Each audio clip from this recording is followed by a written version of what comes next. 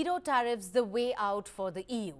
The European Union proposed zero tariffs on industrial goods on Monday. United States President Donald Trump responded by saying the proposal did not go far enough to address the transatlantic trade deficit. Last week, Trump announced a 20% tariff on European goods, and since then, the EU has been scrambling to come up with a unified response. Now, what could be the benefits of a zero tariff model? Take a look. Every day, €4.5 billion worth of goods and services cross the Atlantic between the European Union and the United States. This bilateral trade is the largest in the world. The tariffs imposed by the Trump administration now make doing business in the US more costly for Europe, and Brussels is preparing to respond strongly. But the preferred option in the EU is a negotiated solution with Washington.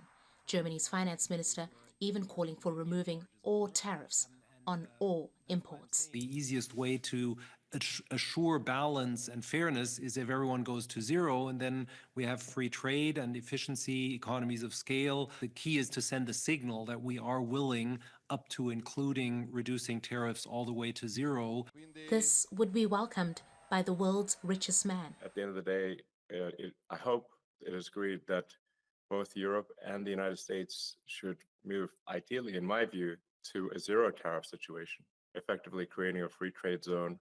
Free trade between the European Union and the United States remains an aspiration, and experts I've spoken to here agree that cancelling the tariffs on the goods and services currently traded between the US and the EU would be good for both sides. Dropping tariffs bilaterally between the US and the EU most definitely would be the best outcome. Having cheaper trade between those two economies would benefit both of them. Whereas the flip side, if we have tariffs 20% on each side, that increased costs for both sides. Tariffs are a tax. Tariffs are an import tax, and that can be lowered very quickly, very easily.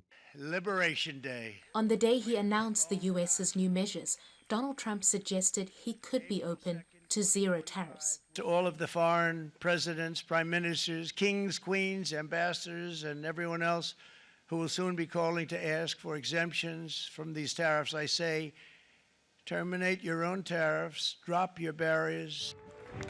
Conventional wisdom says there are no winners in a trade war. It is understood in Europe that businesses and consumers on both sides of the Atlantic stand to lose if Brussels retaliates in a way that raises the risk of a trade war of tit-for-tat tariffs.